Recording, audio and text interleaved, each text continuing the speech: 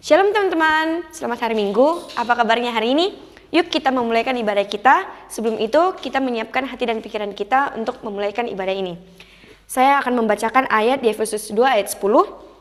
Karena kita ini buatan Allah, diciptakan dalam Kristus Yesus untuk melakukan pekerjaan baik yang dipersiapkan Allah sebelumnya. Ia mau supaya kita hidup di dalamnya. Selamat beribadah. Shalom semuanya. Kita boleh ada lagi pada hari ini. Itu semua karena kebaikan Tuhan dalam kehidupan kita. Setiap kita yang percaya kepada Tuhan, mari kita sama-sama memuji dan memuliakan nama Tuhan. Kita mau bersorak-sorak bagi Allah kita yang dahsyat. Haleluya. Haleluya.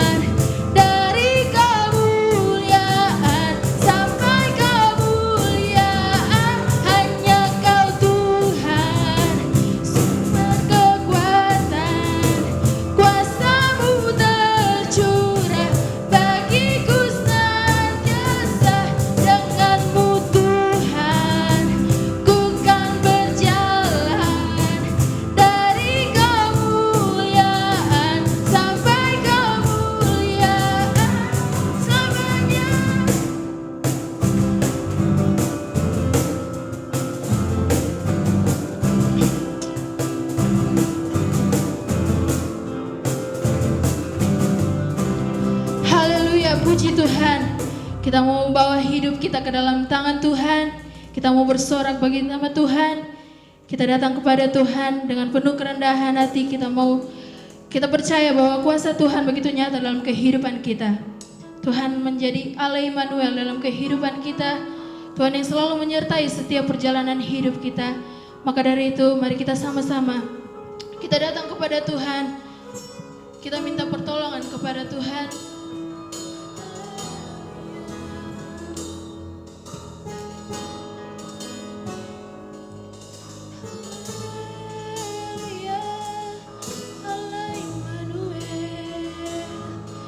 Bapakku datang dan berserah, ku nyatakan Kau yang berkuasa dalam gelap. Kau setia, Kau cahaya hidupku.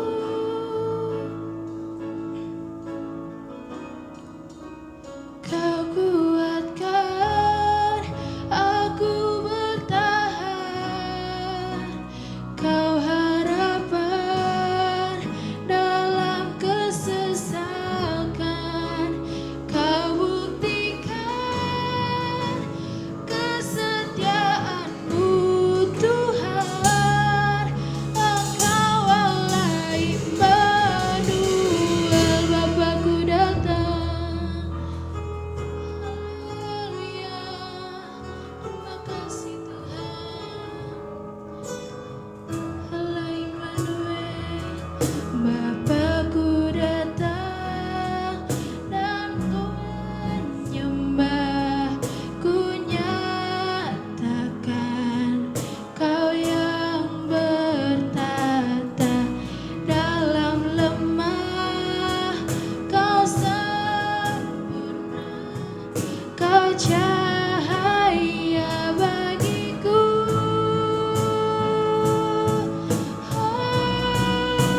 Kau kuatkan aku bertahan, Kau harapan dalam kesesakan. Kau buktikan kesetiaan-Mu Tuhan. Engkau Allah Immanuel. Kau kuatkan aku bertahan, Kau harapan dalam kesesakan. Kau buktikan kesetiaan-Mu Tuhan. Engkau Allah Immanuel. Kau kuatkan aku bertahan, Kau harapan dalam kesesakan. Kau buktikan kesetiaan-Mu Tuhan. Engkau Allah Immanuel.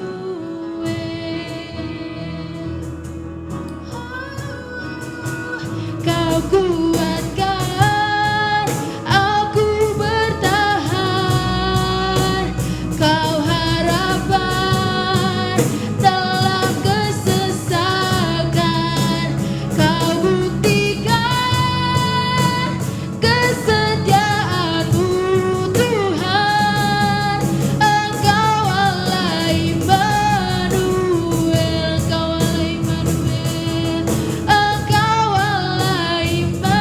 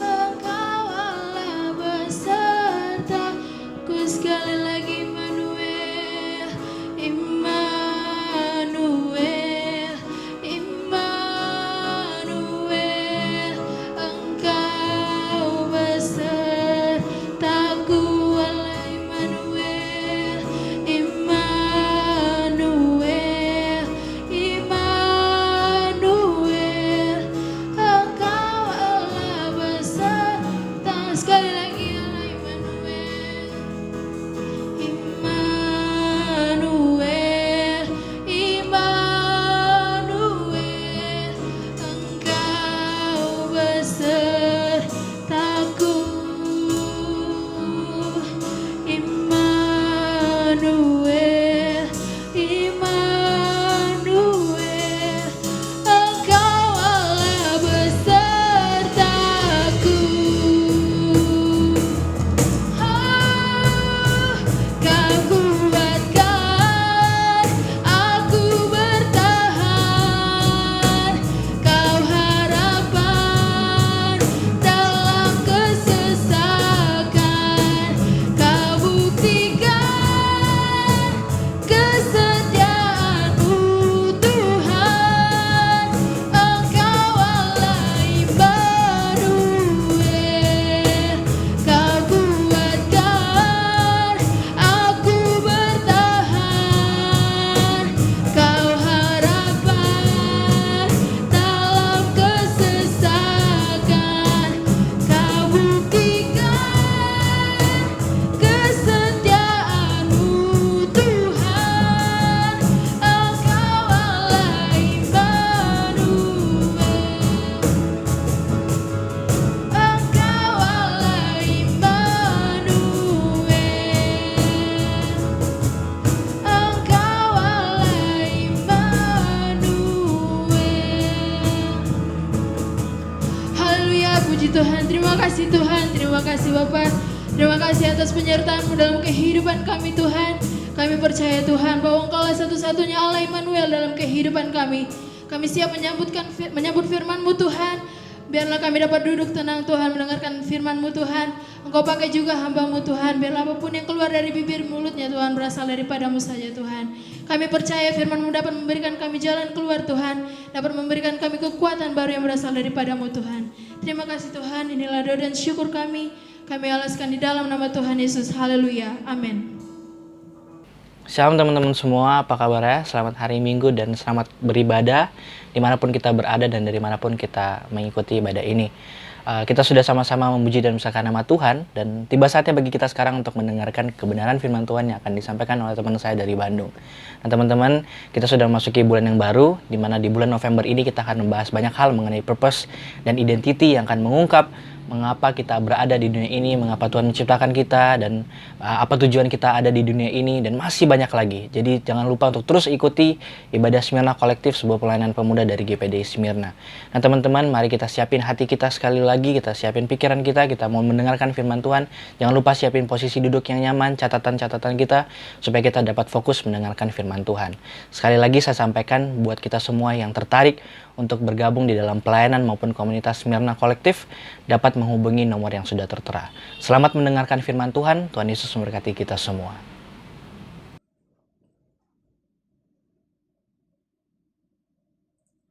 Halo teman-teman semua, thanks for having me in your church. Saya harap kalian semua di sana sehat-sehat dan selalu dalam perlindungan Tuhan. Pertama-tama, perkenalkan, nama saya Abraham, dan sekarang saya lagi melayani full time di Youth GKPB di Kota Bandung, khususnya melayani anak-anak pelajar SMP dan SMA. So, salam kenal ya teman-teman Youth Smyrna Kolektif dari GPDI Smyrna. Senang bisa hadir sekalipun secara virtual dan berjumpa dengan teman-teman semua yang sedang mengikuti ibadah ini. Sebelum kita lanjut kepada renungan firman Tuhan, saya mau ajak kita semua untuk sama-sama berdoa terlebih dahulu. Bapa kami memohon pertolongan daripada Tuhan. Kami minta pertolongan daripada Roh Kudus yang menuntun dan memberikan pengertian pada setiap kami hari ini ketika kami akan mendengarkan kebenaran firman Tuhan. Biar sungguh apa yang kami dengar itu berasal daripada-Mu. Berkati, urapi ucapan yang keluar dari mulut bibir hamba-Mu ini ya Tuhan. Biar sungguh tidak ada kata-kata yang melenceng, tapi berdasarkan pada kebenaran firman Tuhan yang menguatkan iman kami, memberikan pertumbuhan bagi kerohanian kami. Berdoa biar kiranya apa yang kami dengar tidak hanya kami dapat dengar saja, tetapi bisa kami terapkan dalam setiap kehidupan kami sehari-hari.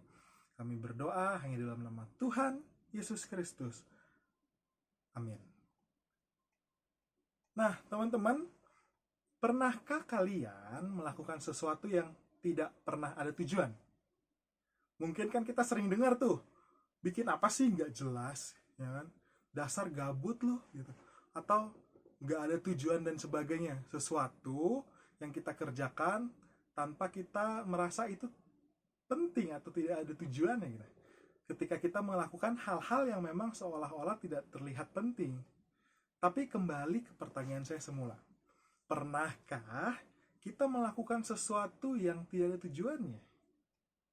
Nah, ketika saya merenungkan pertanyaan tersebut dalam kehidupan saya menemukan bahwa sebagai manusia, segala sesuatu yang saya lakukan, apapun alasannya, ternyata itu memiliki satu tujuan, teman-teman. Ingat loh, saya nggak bicara tentang tujuan yang baik atau tujuan yang benar. Tapi segala sesuatu yang saya lakukan ternyata memiliki tujuan. Terlepas itu tujuan yang baik atau tujuan yang buruk. Terlepas itu tujuan yang penting atau tujuan yang tidak penting. Tetapi setiap kita, dan saya yakin setiap manusia dalam melakukan segala sesuatu itu didasari oleh satu tujuan.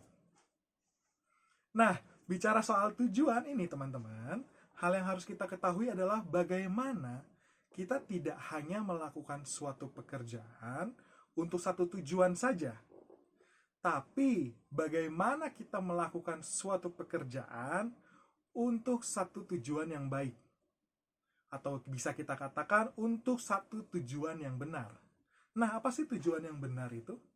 Inilah yang akan menjadi topik pembahasan kita sepanjang beberapa waktu ke depan. Dan kita akan buka firman Tuhan hari ini yang terambil di dalam Efesus pasal yang kedua ayat yang ke-10. Di dalam Efesus pasal 2 ayat yang ke-10 dikatakan begini. Karena kita ini buatan Allah, diciptakan dalam Kristus Yesus untuk melakukan pekerjaan baik yang dipersiapkan Allah sebelumnya. Ia mau, artinya Tuhan mau, supaya kita hidup di dalamnya. Amin. Demikianlah firman Tuhan, diberkatilah kita yang mendengar firman Tuhan, terlebih yang melakukannya dalam setiap kehidupan kita sehari-hari. Sebagai anak muda, kita nggak bisa lepas dari yang namanya studi, online school saat ini, sedikit-sedikit tugas, nanti paper, tugas lagi, dan akhirnya tugas banyak menumpuk. Mungkin kita juga nggak bisa lepas dari waktu bermain bareng teman-teman, kita nggak bisa lepas dari quality time bersama keluarga, atau mungkin pelayanan, kita online sana, kita online sini, semuanya sekarang serba online. Dan segala kesibukan lain yang kita isi untuk memenuhi waktu yang ada di masa-masa pandemi ini. Dan mungkin selama pandemi ini kita menambah skill baru, ya, kita belajar skill baru, main musik, bernyanyi, sesuatu tentang memasak, belajar masak, ya kan, lalu mulai untuk berusaha, berdagang, membuka usaha secara pribadi, ya, atau bahkan hanya ada sekedar bermain game, melakukan kegiatan-kegiatan untuk menghabiskan waktu yang ada. Nah, segala sesuatu lain yang kita lakukan itu untuk berbagai tujuan, teman-teman. Lalu kalau begitu, dari segala kesibukan kita yang ada setiap harinya, pertanyaannya adalah begini. Apakah segala kesibukan kita yang kita lakukan saat-saat ini itu merupakan tujuan yang benar? Bukan sekedar tujuan loh ya, tapi apakah segala kesibukan yang kita lakukan adalah tujuan yang benar, dalam artian tujuan yang sesuai dengan rancangan Tuhan? Nah, mari kita bedah ayat dari Efesus pasal 2 ayat yang 10 yang sudah kita baca tadi. Di sini dimulai dengan perkataan kita ini buatan Allah. Bahkan dalam terjemahan lain berarti teman-teman dikatakan kita adalah masterpiece-nya Allah. Kita ini adalah desain yang Allah ciptakan. Nah, teman-teman, tahukah kamu kata masterpiece itu memiliki arti mahakarya? Ya, itu bahasa Indonesianya. Tapi mahakarya memiliki arti karya yang besar, karya yang gemilang.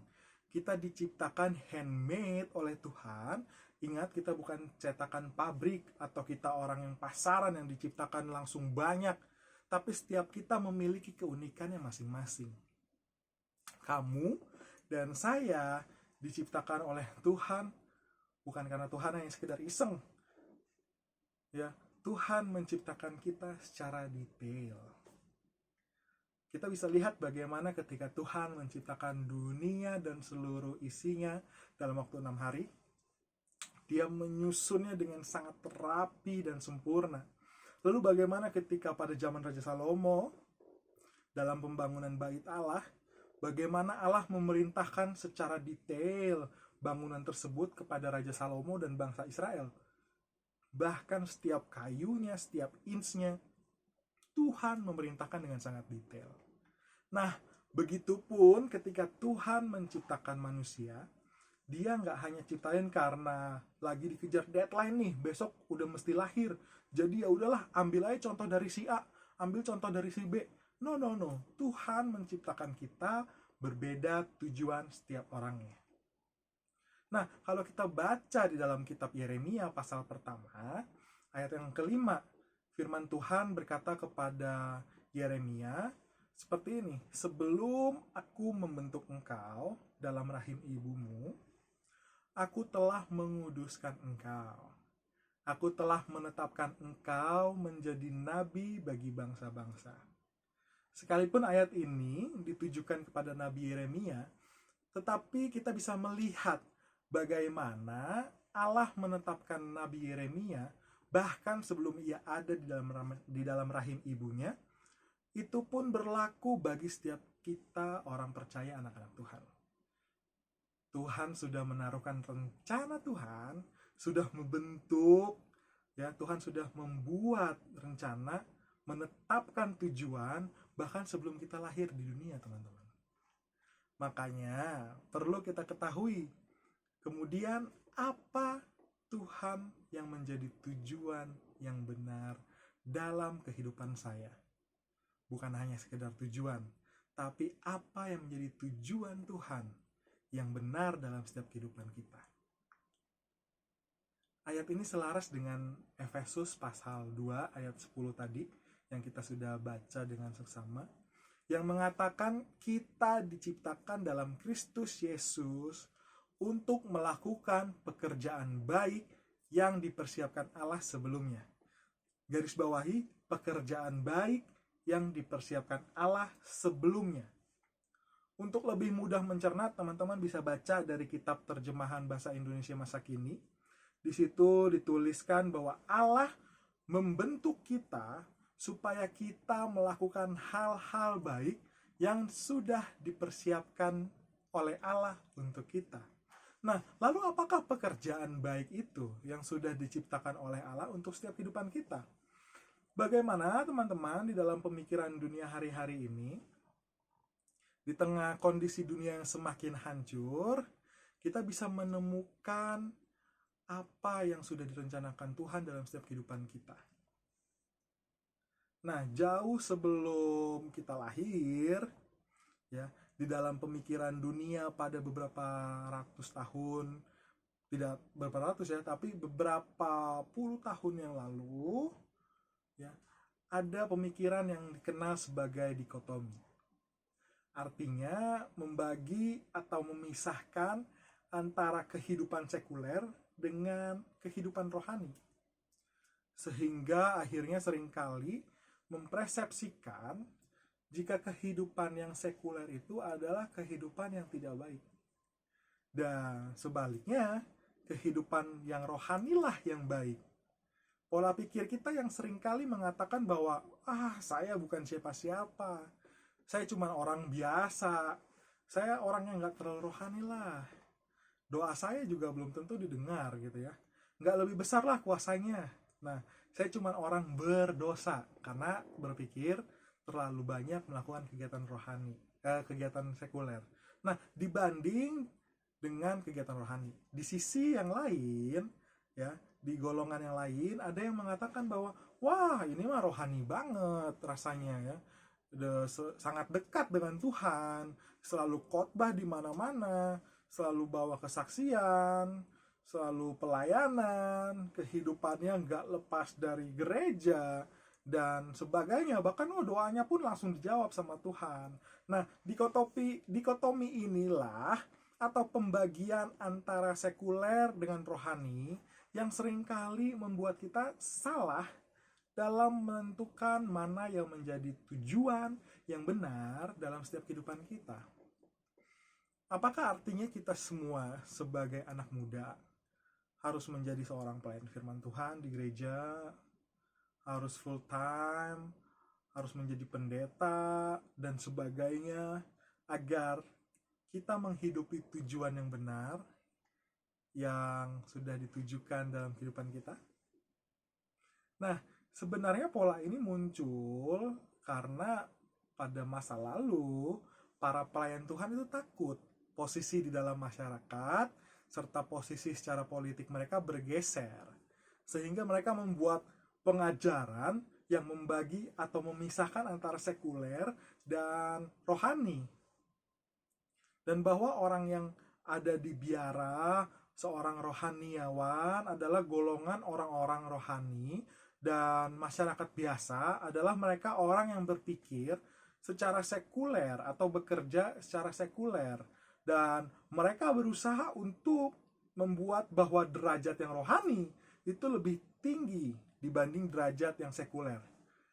Belum lagi ditambah dengan simbol-simbol seperti jubah, seperti salib yang besar, kalung salib, ya, perayaan sebagainya. Bahkan untuk membaca Alkitab pun pada masa itu tidak boleh diterjemahkan ke dalam bahasa sehari-hari.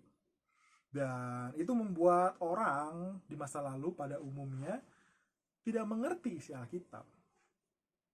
Sampai pada akhirnya terjadi reformasi yang membuat kemudian Alkitab bisa diterjemahkan ke dalam bahasa setempat, dalam bahasa daerah, dan di situ orang mulai mengerti tentang Alkitab, dan orang mulai bisa menghidupi kehidupan dia sesuai dengan firman Tuhan. Dan satu hal yang paling penting adalah bahwa Alkitab tidak pernah mengajarkan pemisahan antara sekuler dan rohani. Tetapi justru Alkitab memandang kita secara rohani, memandang secara keseluruhan sebagai kegiatan rohani, teman-teman. Ini dijelaskan oleh Paulus di dalam 1 Korintus 10 ayat yang ke-31.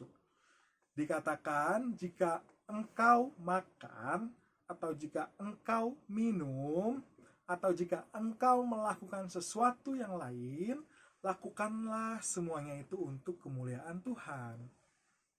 Loh, tapi kan makan, minum, itu kan hal yang terlalu biasa, hal yang semua orang pasti lakukan.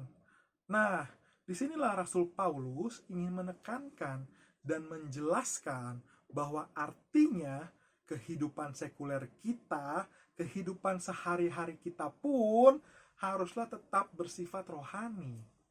Tidak ada pembedaan antara sekuler dan rohani. Apapun yang kamu lakukan, apapun yang saya lakukan, apapun yang kita lakukan, itu bertujuan untuk memuliakan nama Tuhan. Jadi, kalau kita menyapu, kita mencuci piring, sebaik-baiknya itu adalah tindakan rohani kita sebagai penyembahan kita kepada Tuhan. Ketika kita sekolah, ketika kita studi, mengerjakan tugas sampai larut malam, itu adalah tindakan rohani sebagai penyembahan kita kepada Tuhan. Ketika kita melakukan pekerjaan yang entah dilihat atau tidak dilihat sama sekali oleh orang-orang, itu adalah tindakan rohani sebagai penyembahan kita kepada Tuhan. Nah, segala sesuatu yang kita lakukan, baik dari relasi, pelayanan, pekerjaan, harus bertujuan untuk memuliakan nama Tuhan, teman-teman.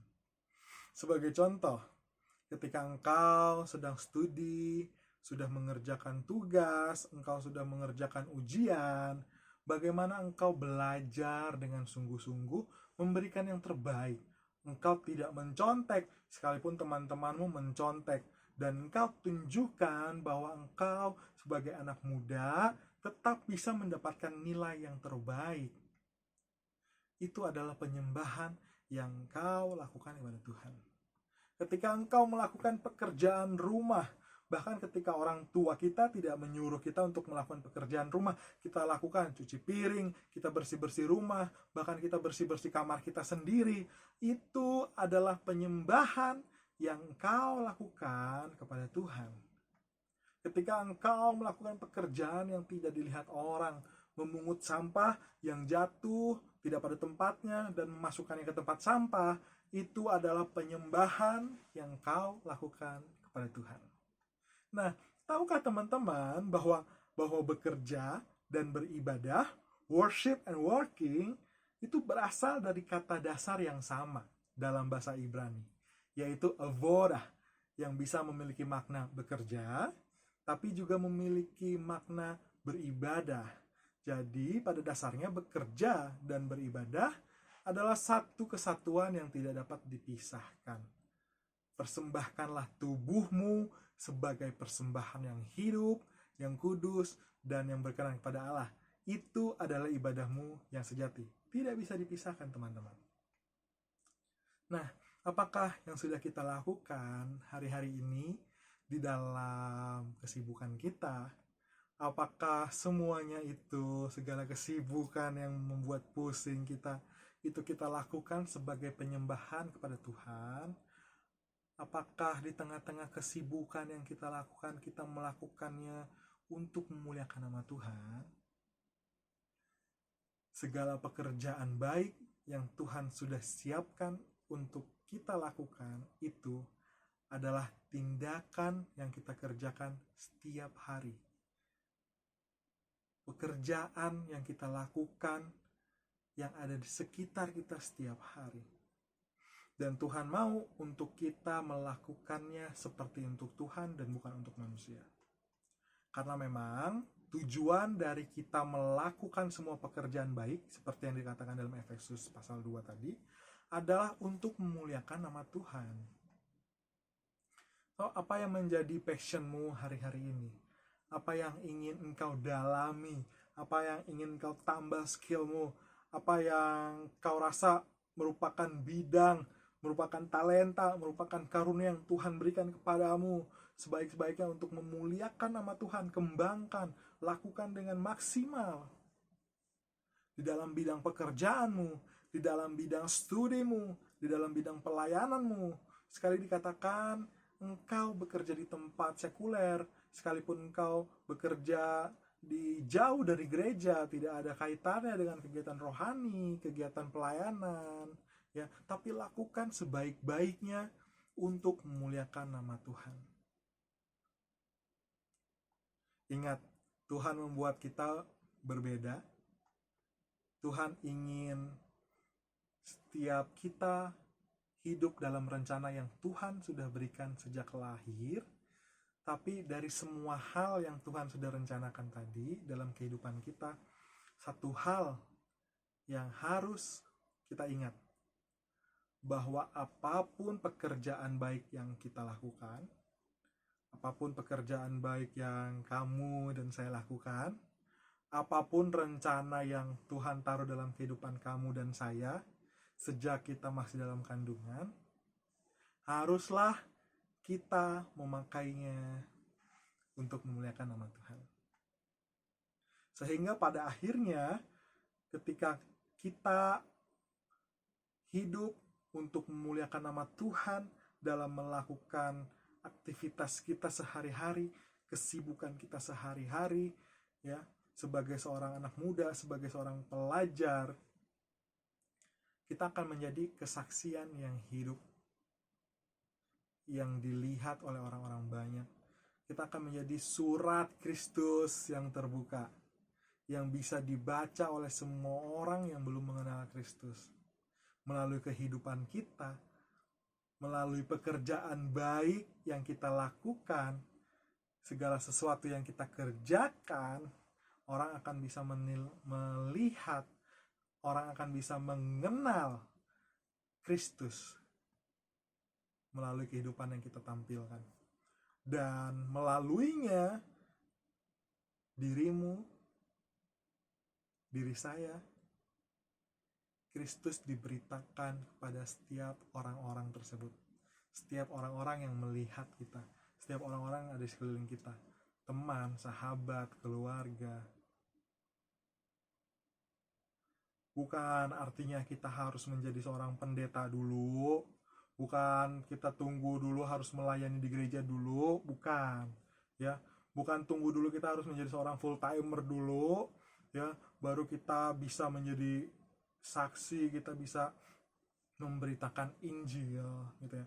Tetapi saat ini juga ketika kamu sedang mengerjakan tugas-tugas sekolahmu, ketika kamu sedang bermain bersama teman-temanmu, ketika kamu sedang berkumpul bersama keluargamu, itulah bagaimana Tuhan mau supaya kita hidup di dalamnya, yaitu melakukan pekerjaan baik yang sudah ditetapkan oleh Tuhan bagi setiap kita, dan menggunakan itu untuk memuliakan nama Tuhan.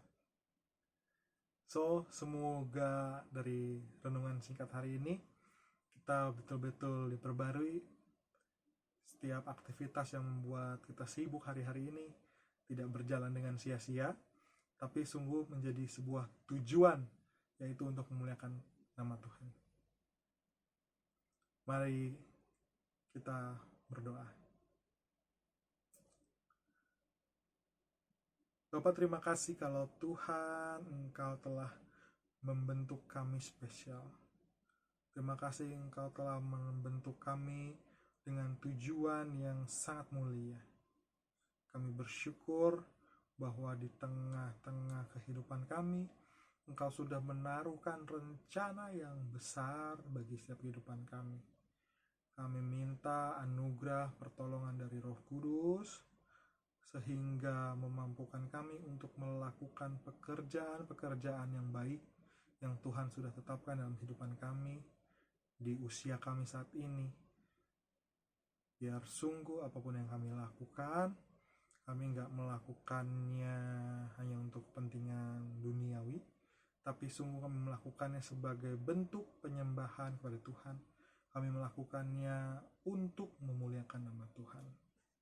Dan dengan demikian, biarlah kiranya nama Tuhan semakin dikenal, semakin dipermuliakan, dan melalui kehidupan kami, banyak orang-orang yang datang kepada Tuhan. Kami menyerahkan kehidupan kami sebagai alat Tuhan. Apapun yang Tuhan rencanakan, kami percaya bahwa itu yang terbaik dalam setiap kehidupan kami. Kami mohon bimbingan dan tuntunan Tuhan setiap waktu yang menyertai langkah demi langkah kami, sehingga kami tidak melenceng ke kiri dan ke kanan, tapi sungguh kami dapat berjalan kepada tujuan yang mulia dari apa yang Tuhan telah rancangkan dalam setiap kehidupan kami. Berkati setiap anak-anak-Mu ya Tuhan. Berkati apapun yang sedang mereka alami, pergumulan yang mereka sedang lalui, biar Tuhan berikan kekuatan, Tuhan berikan penghiburan, biar sungguh melalui masalah ini iman mereka semakin terbangun, melalui segala hal-hal yang sulit mereka dapat semakin lebih mengenal Tuhan dan menjadi tangguh dalam iman. Hamba-Mu selesai berbicara, tetapi Roh Kudus yang akan terus mengingatkan setiap kami untuk hidup sesuai dengan kebenaran firman Tuhan. Hanya di dalam nama Tuhan Yesus Kristus, Allah yang hidup, kami berdoa. Amin. Terima kasih teman-teman semua. Sampai ketemu di lain waktu. Tuhan berkati.